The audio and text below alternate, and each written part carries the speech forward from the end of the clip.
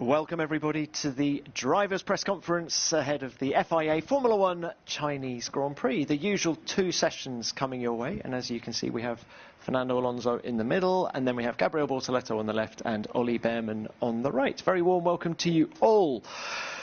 Fernando, let's start with you. Race 1 done. What can you tell us about the car's potential after what we saw in Melbourne? Yeah, difficult to know exactly. I think the qualifying was okay for us. I think until the damage in Q2 we were competitive, but then in the race I think it was difficult to judge the performance of the cars. I think we just follow the car in front more or less, take care of the tire, waiting for the dry track to come, and yeah, it was a game, if we could say that. So yeah, I think we have to wait a few races, different track layout here, Suzuka as well, Bahrain with the slow speed corners. So I think after 4 or 5 races we will have a better idea. You say you were looking after the tyres on Sunday, but did you learn anything about the tyre day? Because I mean, at the front, for example, we saw that McLaren were very strong, whereas Red Bull perhaps a little weaker. What did you learn about your car? I don't know. That we had a little bit more pace than the cars in front, probably. But it was very difficult to overtake. It was only one, very narrow racing line to be able to overtake. And yeah, the tire deck was big, but when you follow cars, it's always big. So yeah, as I said, I think we have to wait and see. But it was an interesting first race. Pace, as I said, in qualifying was maybe better than expectations, so better than what we saw in Bahrain. The race was tricky, was difficult for everyone, but the outcome was 8 points for the team, thanks to a very good race from Lance. So all in all, it was a good first race for us. So what about here? You were mighty in qualifying at this race last year. Can you hope for anything close to that if it's dry? I don't know. I mean, I think we started a little bit stronger last year, especially in quali. So it's going to be definitely more difficult. We were P3 in wet and P3 in dry with the 2 qualifyings here. I think it's going to be a challenge to repeat that kind of result. But we will try our best and try to score the first points for me of the year. But yeah, looking forward. It's one of the best layouts of the year, one of the best racetracks for us in terms of driving of the championship. So looking forward. Final one from me. You manage Gabriel on your right. A word from you on the job you thought he did in Melbourne? I mean, very impressive, very good, but no surprises. He's the best of the new generation, together with Oli, and yeah, I mean, he's well prepared. He worked really hard all winter long, and I think Melbourne is not the easiest track to make your debut. And the race especially was super tricky for everybody. So it was a hard test, but it was very impressive, and the first of many. Thank you, Fernando. Gabriel, we might come to you now. Just nice to hear some words like that from Fernando. Yeah, he's being nice because there's cameras, No, I'm grateful, everything A14 has done for me, not only him, but Alberto and Albert, through these last 2 years already that we have been working, F3 and F2, and they have been very cool and supporting me in the junior series. Fernando, obviously, with all the advices and helping me to do the step up also to Formula 1 now. So yeah, thanks for the words, and I will keep working very hard and trying to do my best. Obviously, it's just the beginning. There is nothing to... Obviously, I'm happy about the way we start, but there is a lot of work to still be done, and yeah, a lot of development from my side as well. You say you're happy with how race 1 or the race weekend in Melbourne went. What is the biggest thing you learned?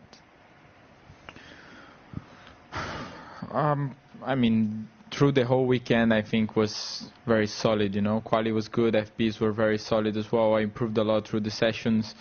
Quali, I managed to do a decent lap on Q1, and then tried a bit too hard in Q2 there. But yeah, honestly, in the race was very tricky. I think I've heard from some drivers, you know, there will be not many races more difficult than this one in your career, and you know, slicks to wet and wet to slicks again, dry and wet conditions. So it's a lot of things that happen, and we take learnings from that. You know, how to behave in a race like this, when to push, when to not push, when to take risks, and yeah, obviously through the race as well, we had some fights around, and yeah, it was just good to understand a bit how it's racing in Formula 1. And you've got your first sprint weekend coming up here in China. How challenging do you think that will be? Well, I think we are back a bit to F2 with one practice, so nothing much I can do about it. Just less practice, less time to understand the track, but we will give the best we can and try to make as many laps as possible in FP1 and understand the track to try to make a decent lap in sprint quali. But yeah, I'm excited. So it's also it's nice to race and feel again the racing of Formula 1, because like this I can be more prepared for Sunday as well. Well, good luck this weekend. Thank you, Gabriel. Ollie, let's come to you now. A roller coaster of a weekend in Melbourne for you. Just how important was it to get those 57 laps of the race under your belt on Sunday? Yeah, it was a difficult weekend for sure. You know, I didn't make my life easy with the mistakes and clumsy mistakes that I did of the weekend, but I'm glad that we finished the race. Maybe not as competitive as we would have liked, but lots of data gathered and collected now, and now hopefully we have a dry weekend to see what we've learned and see if we can put it into practice. Lots of data gathered. Just how are you approaching the weekend here in Shanghai?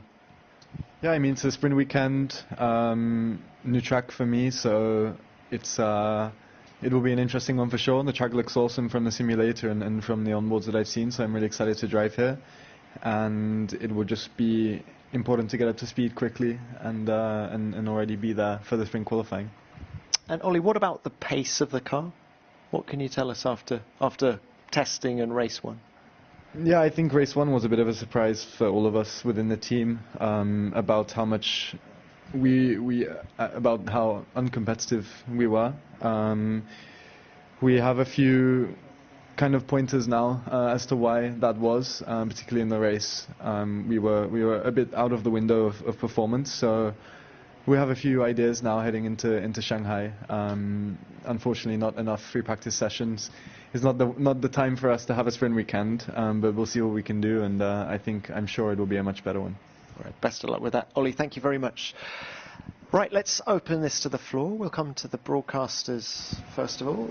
David. Yeah, David Croft, Sky Sports F1. It's a question to all three of you. It was quite the intriguing, interesting afternoon in Melbourne. But one thing that surprised me was the sight of cars behind the safety car still going around the track, whilst there were lorries recovering other tracks and marshals stood on it.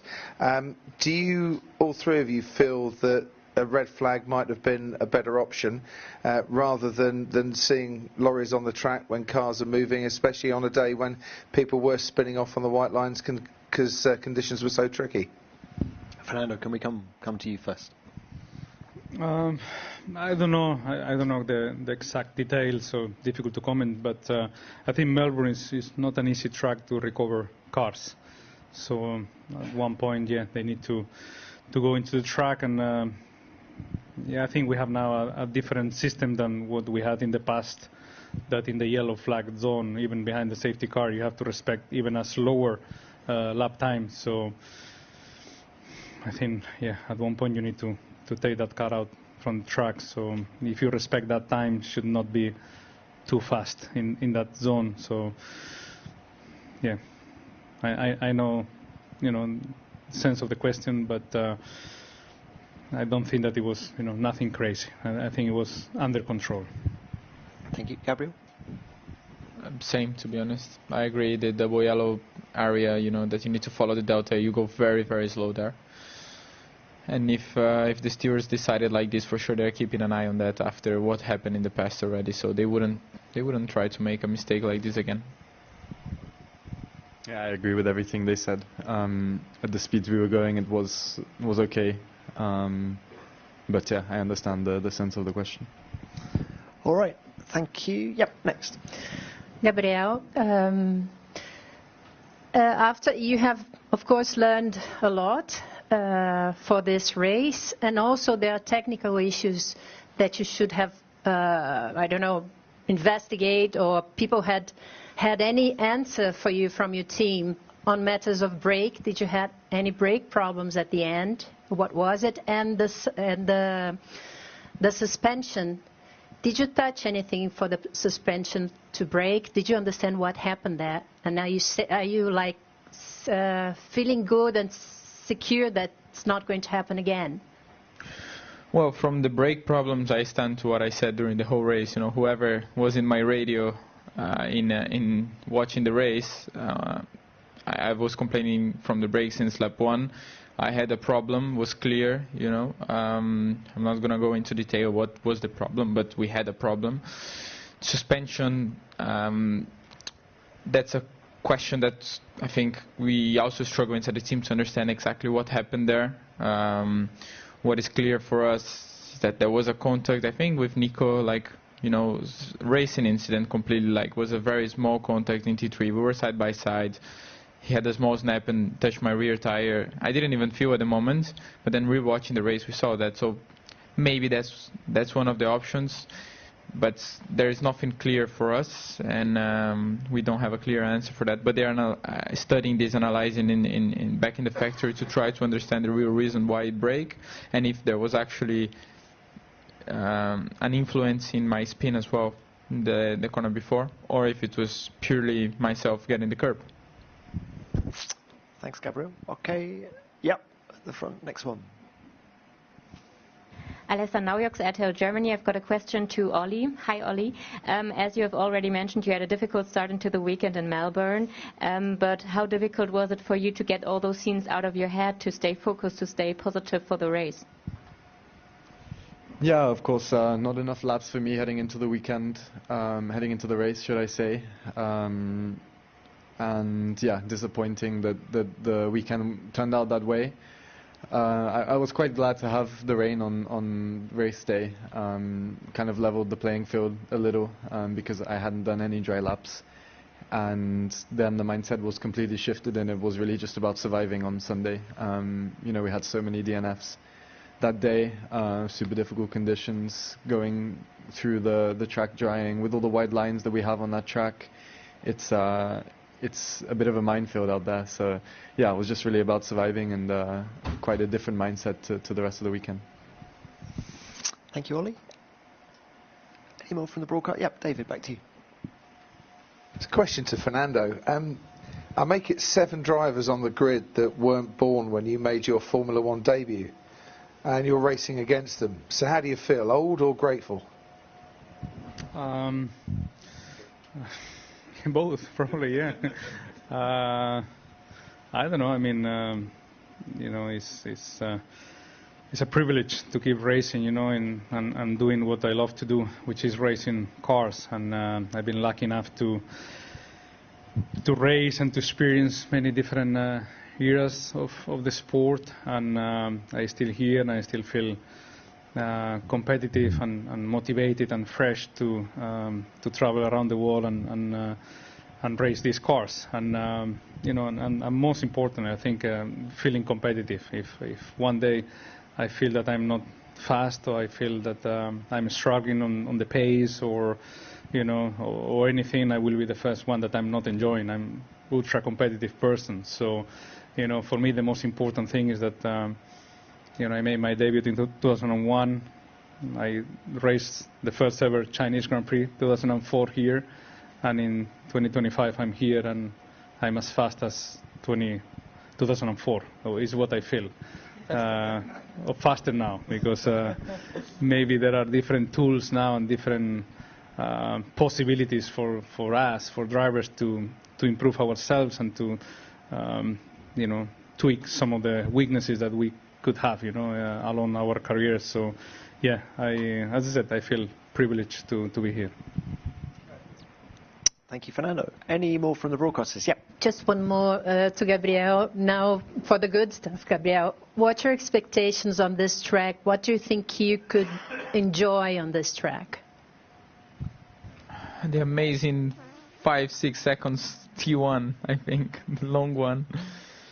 I've driven a bit in the simulator. Obviously, it's a cool track, high speeds, medium speed corners.